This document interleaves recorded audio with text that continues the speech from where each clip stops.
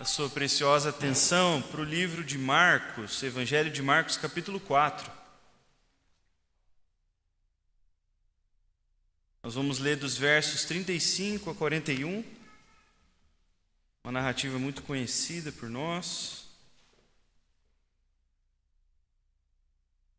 A palavra do Senhor diz assim: Aquele dia, sendo já tarde, disse-lhe Jesus, passemos para outra margem. E eles, despedindo a multidão, levaram assim como estava no barco, e outros barcos o seguiam.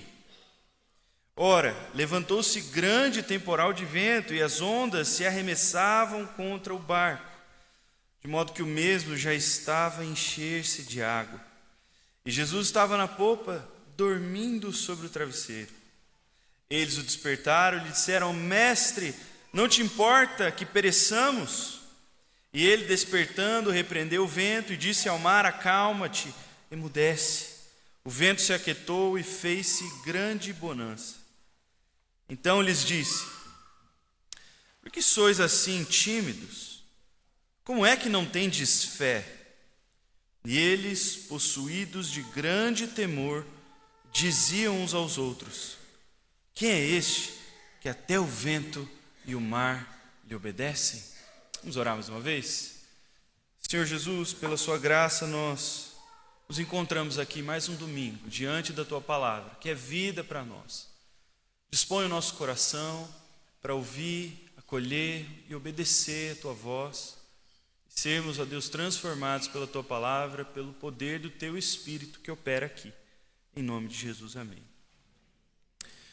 Queridos, as narrativas de Marcos e a forma com que esse evangelista escreve esse texto, esse livro, ele parece ser muito corrido, é sempre muito conciso, mas há alguns cenários, alguns momentos onde a narrativa parece que entra num detalhe e começa a trazer alguns detalhes bem nítidos daquilo que ele quer trazer, e nesse momento aqui ele está nos dando um retrato da fé dos discípulos de Jesus. E normalmente nós olhamos para essa tempestade, sabemos que o mar da Galileia na verdade não é um mar, mas é um lago numa bacia, e nós pensamos que talvez essa tempestade seja algo extraordinário, mas precisamos lembrar que as condições climáticas nesse mar da Galileia ele era bem comum, é bem comum até nos tempos de hoje. É uma bacia, como eu falei, cercada por colinas, e essa transferência de ar quente, ar gelado que vem dos montes altíssimos, o Monte Hermon, que se eleva a 2.800 metros acima do mar, enquanto essa bacia está a 213 metros abaixo do nível do mar. Então era bem comum esse relato dessas tempestades, que em grego aqui, essa versículo 37 que fala de tempestade aponta até para um furacão. São histórias bem comuns até hoje no mar dos pescadores da Galileia. E Marcos aqui registra a reação e a fé dos discípulos do começo ao fim nessa narrativa. Eles são o ponto focal, a forma como eles estão reagindo, olhando para as circunstâncias. E quando nós pensamos em fé aqui nesse contexto, e para nós, a palavra fé, com todos os nossos paramentos litúrgicos, o nosso culto e tudo que a gente faz, vem muito carregado com a nossa fé, os significados da nossa fé cristã. Mas veja, a experiência que os discípulos tiveram aqui nessa ocasião é muito comum a todos nós, independente de religião, de crença, de situação de vida. E que experiência é essa que a gente está vendo? É passar por tempestades da vida, por situações difíceis, e dar sentido a elas, e dar significância, e encontrar esperança para caminhar apesar das dificuldades. E a fé, ela faz isso. A fé, ela informa o nosso coração como a gente tem que se portar e ler as situações e reagir. E quando nós olhamos para a nossa própria vida, cheia de tempestades e dias ruins, quem aí não ficou triste essas semanas aí que fechou o tempo em Curitiba, né? Parece que o tempo e os dias nublados, eles colocam uma penumbra sobre nós, né? Muito comum. Mas graças a Deus raiou o sol, né, gente? Mas assim, a fé, ela nos ajuda a dar sentido e significado para a nossa vida. A fé explica a realidade visível e invisível e molda o nosso coração, como o nosso coração vai reagir e responder para essa realidade. A fé nos diz se a gente tem que ter esperança ou não, e se a gente tem que perseverar ou não. Então nós olhamos diante dessa narrativa para a nossa fé e nos perguntamos: que tipo de fé é a nossa? Como é a nossa fé? Que tipo de fé nós temos? E pode ser, gente, que a nossa fé aqui, no tempo presente, em Curitiba, no século XXI, ela seja muito materialista, ela seja muito moldada e limitada às nossas realidades visíveis, aquilo que a gente pode tocar, ver, sentir, perceber ao nosso redor. E sabe o que acontece quando a nossa fé é materialista? A nossa segurança, a nossa alegria e a nossa esperança, ela fica dependente das circunstâncias, das coisas ao nosso redor. Esse ano, por exemplo, o ano eleitoral, pode revelar que a sua fé ela está muito mais no estado das coisas, na política e no que vai desenrolar, do que em alguma realidade transcendente. Quando falta dinheiro na nossa conta bancária, quando nós olhamos para o mundo e percebemos que as coisas vão de mal a pior, que talvez o preço da gasolina vai aumentar, pode ser que a nossa fé se revele muito dependente do dinheiro e da estabilidade financeira. E aí nós olhamos para as guerras, para os acontecimentos, e como eu falei, até os dias nublados, gente, tem poder sobre o nosso humor, sobre o nosso coração. Quem dirá tempestades, problemas, adversidades, tragédias, perdas? Mas o Evangelho de Marcos nos convida a olhar para Jesus e refletir sobre a fé que nós temos tido, e especialmente onde nós temos depositado a nossa fé, o nosso coração. E a pergunta que nasce dessa narrativa é: será que a gente tem fé suficiente para enfrentar situações como essa, de perdas significativas, de risco de morte, e a gente ainda perseverar, permanecer em pé, permanecer com fé? Será que a nossa fé é sustentável e ela pode enfrentar essas circunstâncias? E Jesus aqui convida os seus discípulos, através dessa tempestade que oportuniza esse momento de aprendizado para os seus discípulos, ele convida os seus discípulos a uma fé que transcende as circunstâncias terreais. Jesus confronta a pequenez da fé dos seus discípulos e nos faz pensar: que tipo de fé é essa? Que é capaz de ir além da realidade e ainda assim permanecer firme. Então essa narrativa, gente, nos convida a refletir sobre uma fé inabalável. Uma fé que não é movida por circunstâncias, ela não se abala, ela não é balançada pelos acontecimentos da vida. E nesse texto nós vamos caminhar de forma bem objetiva, pensando primeiro o que é essa fé, depois por que precisamos de uma fé como essa e por fim como que a gente consegue viver isso, experimentar esse tipo de fé. Então, primeiramente, nós olhamos para esse texto e percebemos uma coisa: o mar pegou os discípulos de surpresa, como a vida também muitas vezes nos pega de surpresa. E quando as coisas parecem não ter uma solução na nossa vida, veja, a nossa reação ela não é tão diferente assim dessa que nós vemos dos discípulos. Nós olhamos para os céus, até nos lançamos em oração e olhar para o Senhor, mas sempre com um coração pesado, desesperançoso, questionando o nosso Deus, questionando o porquê, Senhor, o Senhor deixou isso ou aquilo acontecer. Então nós ouvimos o imperativo do Evangelho que nos convida à fé, que é o convite perene sobre nós. Mas que fé é essa? Que tipo de fé é essa que o Evangelho, que Jesus nos convida a experimentar? Quando nós olhamos para o versículo 41 e Jesus diz: por que sois assim tímidos? Como é que não tendes fé? Nós podemos achar que essa fé aqui tem a ver com o poder de Deus para operar, para realizar, para responder aos nossos problemas, para mudar as circunstâncias, fé para mover montanhas. E quem aqui não tem nenhuma montanha que precisaria mover, né, na sua vida? Mas será que a fé ela tem a ver com isso?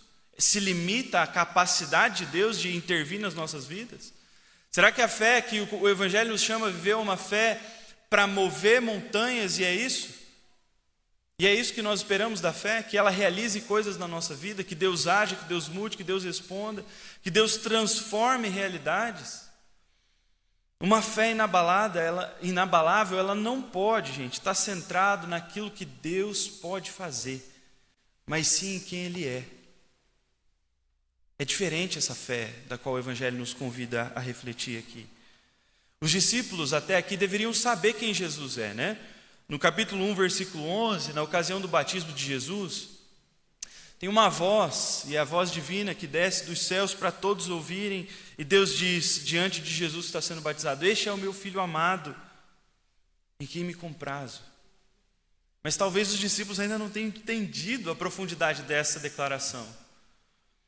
E há um texto que revela uma narrativa muito parecida com essa. Gente, é o Salmo de número 107. Se você puder, eu quero ler alguns trechos. E antes de eu ler, eu quero só reforçar que nesse Salmo existe um refrão que se repete pelo menos 4 vezes. Esse refrão eu vou ler: rendam graças ao Senhor por sua bondade e por suas maravilhas para com os filhos dos homens. E aí eu vou ler essa narrativa e você, na sua mente, compare o texto que nós lemos com essa narrativa, a partir do versículo 23.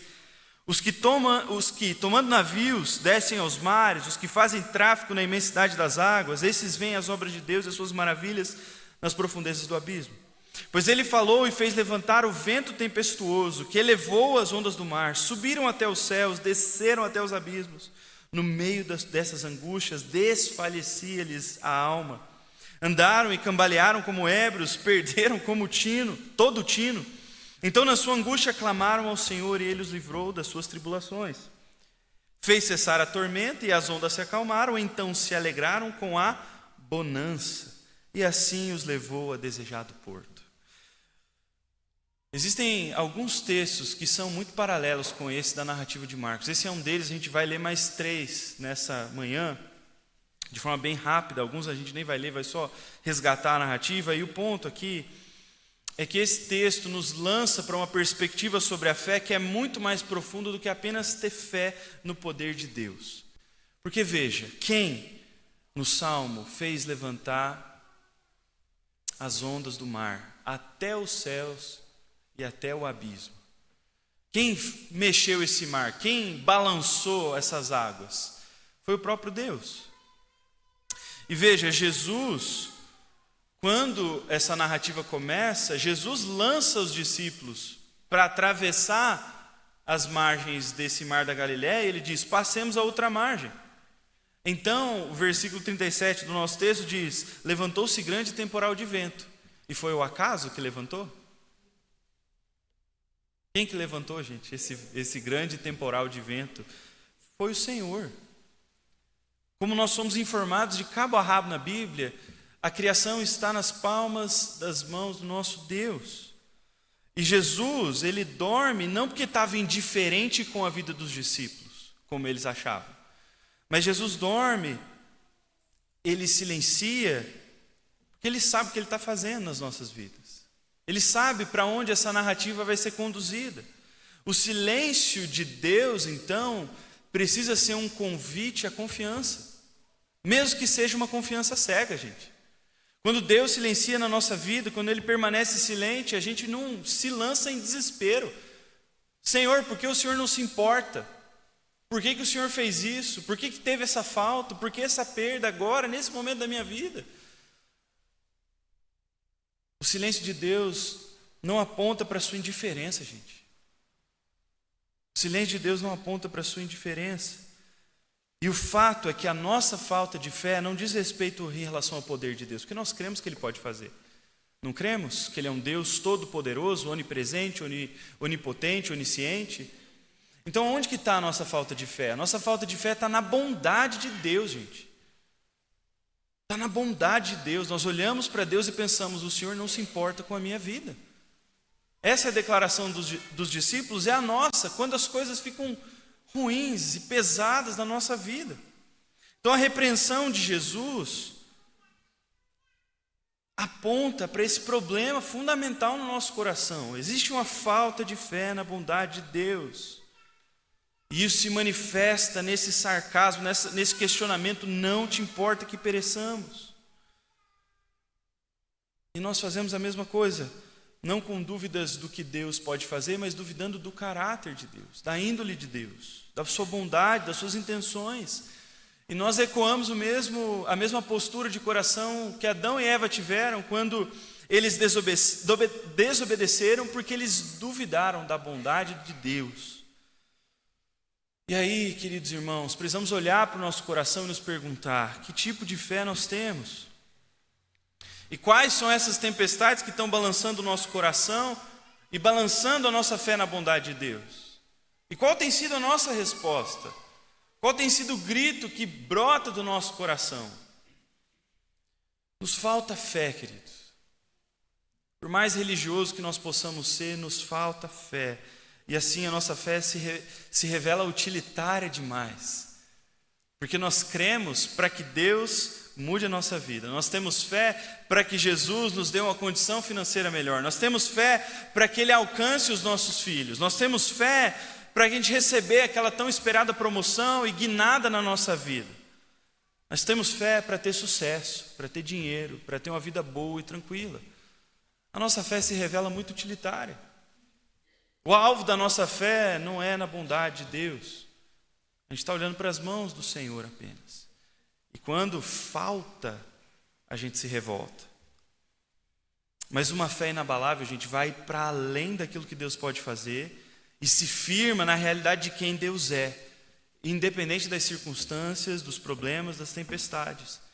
De forma que o silêncio de Deus não é desesperador, mas é um convite à confiança cega. Então nós olhamos para o texto e nos perguntamos, se não ficou claro ainda, por que a gente precisa esse tipo de fé? E a gente precisa resgatar a nossa vida, finita como ela é, e o quão passageira é as melhores experiências de prazer, alegria e satisfação da nossa vida. Como já diria Vinícius de Moraes, tristeza não tem fim, felicidade sim. E o fato que a felicidade tem um fim, é finita, aponta para o quê? Para o fato que a nossa vida é passageira, que nós vamos todos morrer um dia. Nos lembra da terrível realidade da fragilidade humana. A vida debaixo do sol não é fácil. Há sempre alguma coisa acontecendo, balançando nosso coração. A crescente crise de confiança nas instituições do nosso país, que deveriam ser seguras, confiáveis. Há uma crise crescente entre os países, com guerras surgindo a cada semana. Há incerteza em relação às eleições desse ano, em relação até à Copa do Mundo. Quem gosta aí de futebol viu que essas semanas aí o Rodrigo, um dos nossos atacantes, sofreu uma lesão no joelho. E a gente pode se perguntar: e agora? O que vai acontecer com o nosso time? Quando que vai vir a próxima taça? Né? Para quem não acompanha, não fez muito sentido, mas para quem acompanha, acho que fez um pouquinho. Gente, isso sem falar das questões da nossa família, onde realmente assim pega e dói, dos nossos familiares, das pessoas que amamos, das crises internas do nosso coração. Quando nós olhamos para a vida, a gente percebe, a gente precisa de uma fé sólida. Precisamos de uma fé real, não apenas uma fé de informação cerebral, racional. Precisamos de uma fé que atravesse o nosso coração, convicção da bondade de Deus. E existe um outro texto do Novo Testamento, e eu não vou pedir para ler porque ele é muito longo, mas provavelmente vocês conhecem, que é Atos, a partir do final dos capítulos ali, mas em especial Atos 27, quando Paulo está em missão, ele está fazendo a vontade de Deus, ele está abrindo mão da sua vida para seguir a vontade de Deus, e ele é preso, injustamente. E aí ele passa por várias instâncias, até que ele pede para ir a Roma, ele apela para César. E aí essa jornada, da onde ele está até Roma, precisa atravessar o mar. E aí novamente, o mar aparece de novo nos relatos bíblicos. E o que acontece aqui, gente, é que não tem bonança. O mar ele não acalma. O mar ele não para de ser revoltoso, milagrosamente. O navio quebra e eles sofrem um naufrágio. E eles têm que se segurar em tábuas e destroços desse navio para chegar à terra, até que eles chegam na ilha de Malta. E se isso não for suficiente para abalar a fé de Paulo, ele começa a fazer uma fogueira lá na praia dessa ilha e de repente uma víbora pega na sua mão. E se fosse eu e você, talvez a gente ia olhar para os céus e dizer: Deus, eu acabei de sofrer um naufrágio. Eu estava sofrendo risco de morte aqui, agora vem uma víbora, o Senhor quer me matar?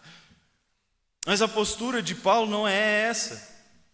E os detalhes dessa narrativa são riquíssimos, você pode acompanhar lá depois, com calma, o final dos capítulos de Atos. Mas veja, nós precisamos de uma fé inabalável, porque as circunstâncias ao nosso redor nem sempre vão ser favoráveis. Deus não é o seu Deus pessoal, no sentido de que Ele vai resolver todos os problemas da sua vida, da forma que você quer, do jeito que você quer, na hora que você quiser. E aí circunstâncias ao nosso redor vão nos balançar profundamente, vão abalar o nosso coração.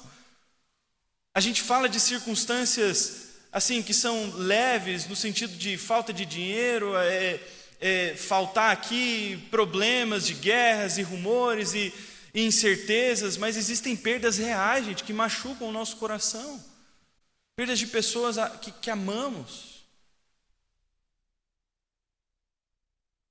E aí nós precisamos de uma fé para lidar com isso, para responder essas realidades, para lidar com os fatos.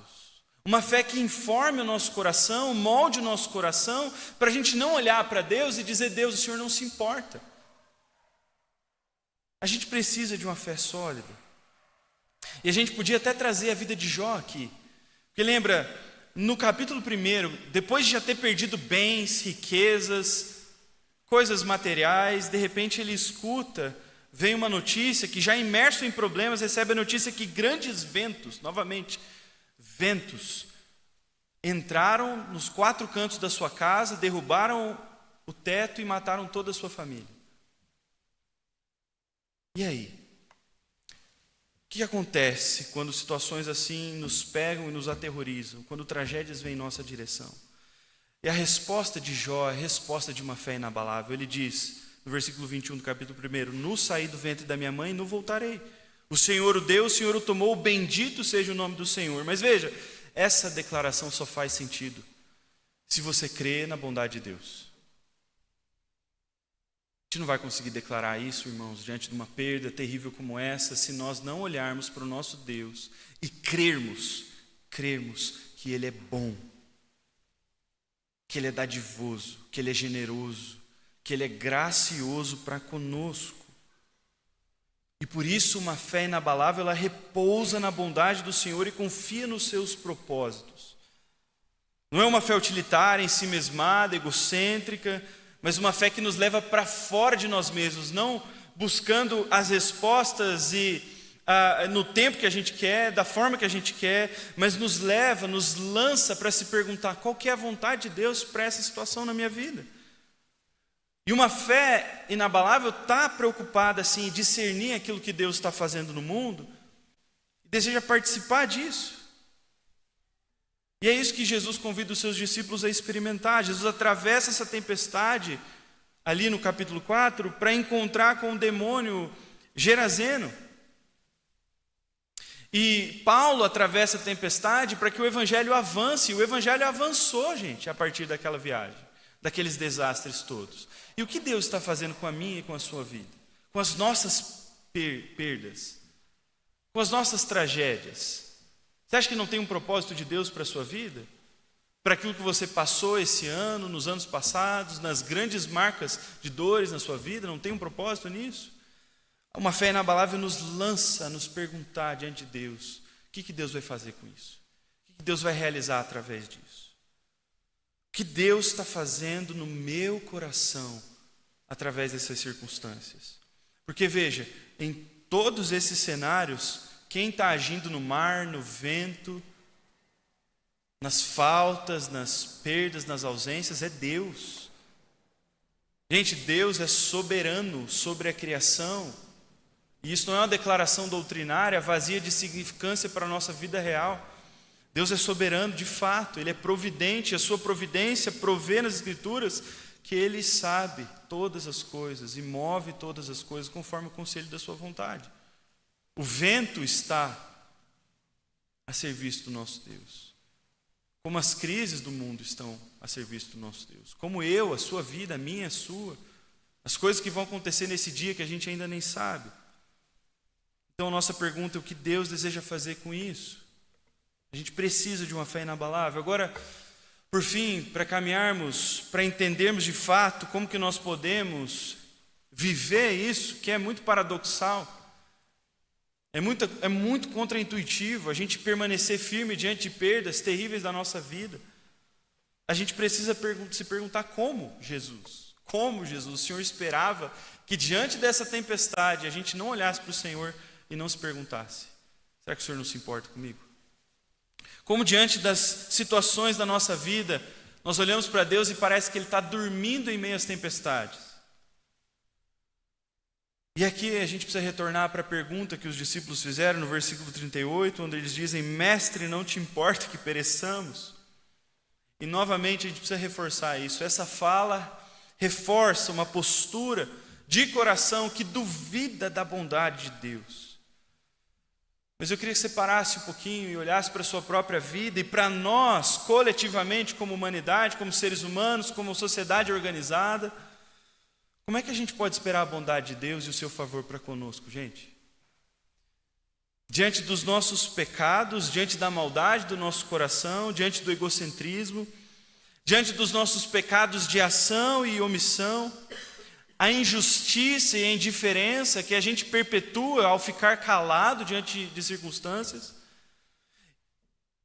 E a gente precisa perceber uma coisa, gente, muito clara aqui para nós. Mesmo que a resposta de Jesus fosse para essa pergunta: eu não me importo com o que vocês pereçam, a resposta de Jesus seria justa.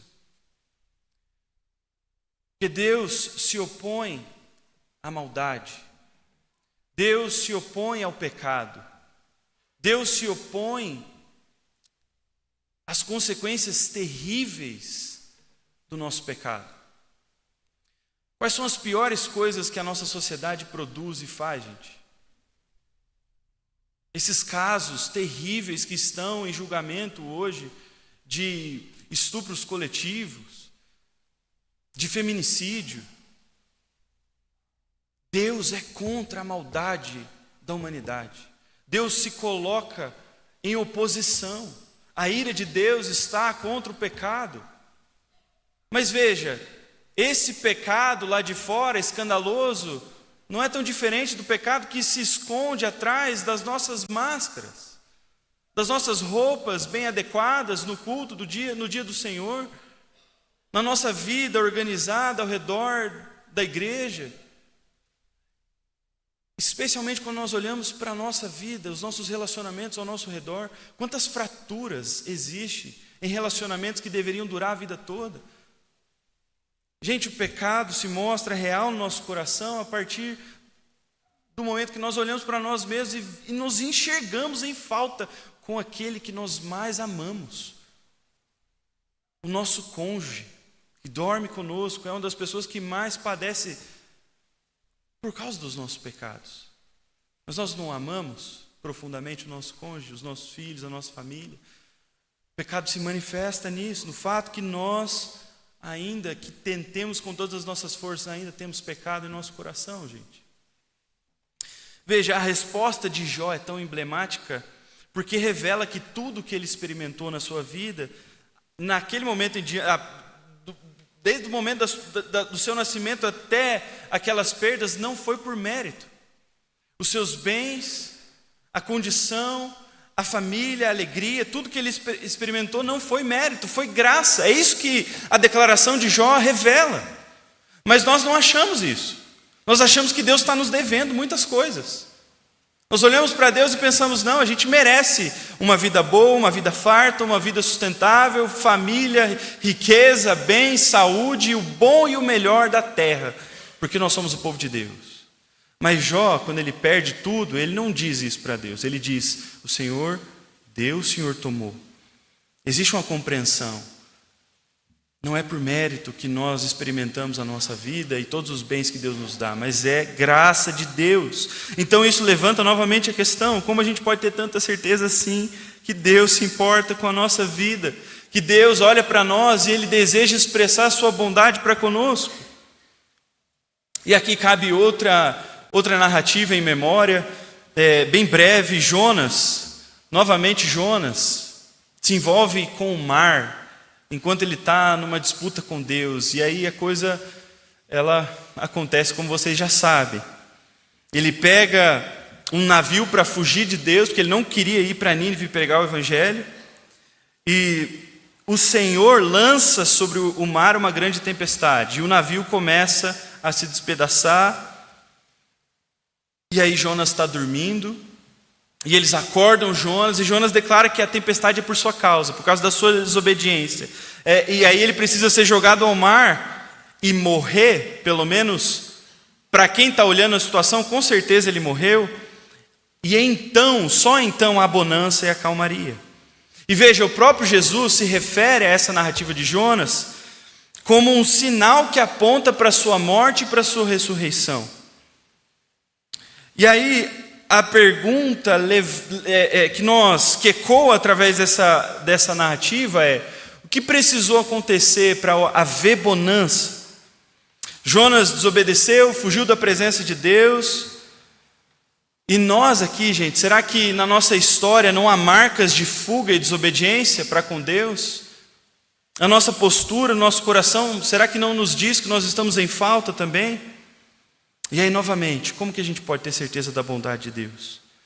E quando nós olhamos para a nossa narrativa e percebemos que Jesus está dormindo aqui, Ele dorme nessa tempestade, porque um dia Ele ia enfrentar uma tempestade sem igual.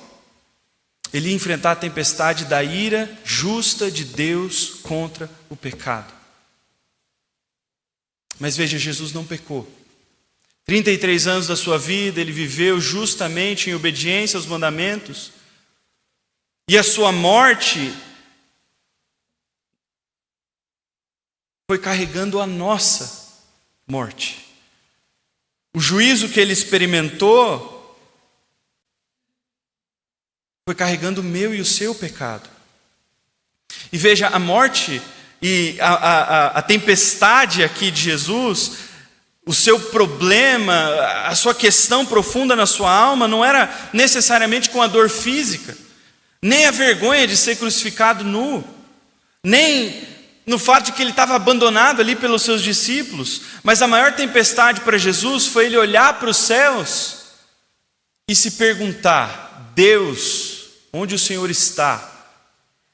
E ele declara: Deus meu, por que me desamparaste? Porque Jesus experimenta no nosso lugar aquilo que eu e você nunca iremos experimentar se nós nos fiarmos em fé em Jesus. Jesus experimentou o dissabor da ira divina de Deus contra o pecado, para que eu e você nunca experimentemos isso.